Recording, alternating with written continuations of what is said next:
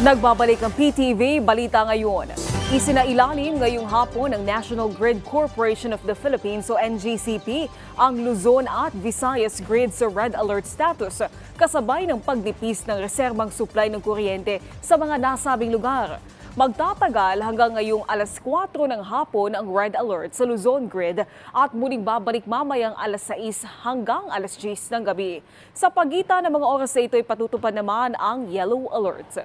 Samantala, sa Visayas umiiral sa ngayon ang Red Alert hanggang mamayang alas 9 ng gabi habang Yellow Alert naman hanggang alas 11 ng gabi. Dahil dito, maring ipatupad ang manual load dropping o panandali ang pagpatay ng kuryente sa piling lugar. Ngayong hapon, ganun din ang interruptible load program sa ilang establishmento. Nakatakdang sumailalim sa surgery ang 62 taong Filipino OFW na nagtamo ng neck fracture at back injury matapos ang matinding air turbulence sa isang eroplano ng Singapore Airlines.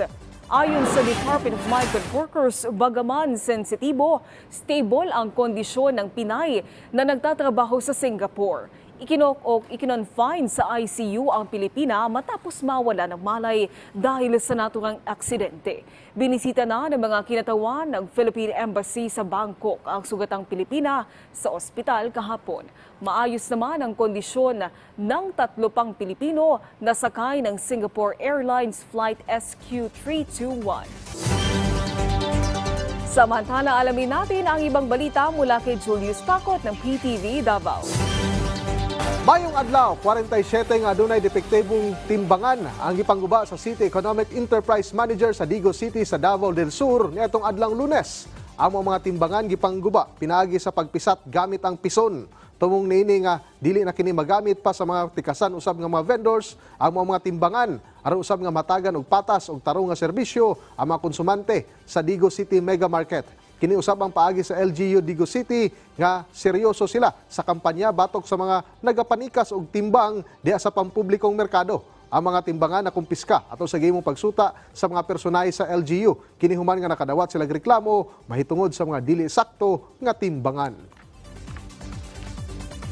Samtang gipermahan na sa Davao Oriental Electric Cooperative Condoreco ang LGS Renewable Energy adlaw nga Martes nga sa usa ka power supply agreement kon PSA alang sa elektrisidad gikan sa LGS 1-1 megawatt Osmeña Hydroelectric Power Plant nga nahimutang na sa Barangay Serio Osmeña, Governor Generoso sa Davao Oriental. Magamit sa mga kahinganguhan sa tubig nga dumaguok river pinaagi sa usa ka run-off river nga sistema sa elektrisidad aron nga mapauswag ang kalidad sa bultahe sa mga munisipyo ug kasikbit nga mga lugar. Mao kini ang unang renewable energy project nga nalakip sa distribution system diha sa Dureco. Tumong sa mga proyekto nga mas matawangan pa ang mga katawhan sa munisipalidad sa Governor Generoso sa nagkadiyang hagit sa ilang kuryente. Ug mao kadtong mga nag-unang mga balita gikan dinhi sa PTV Davao, ako si Julius Pacot. Mayong adlaw.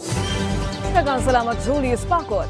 At yan ang mga balita sa oras na ito. Para sa iba pang update, i-follow at i-like kami sa aming social media sites sa PTV PH. Ako po si Naomi Tiburcio para sa Pambansang TV sa Bagong Pilipinas.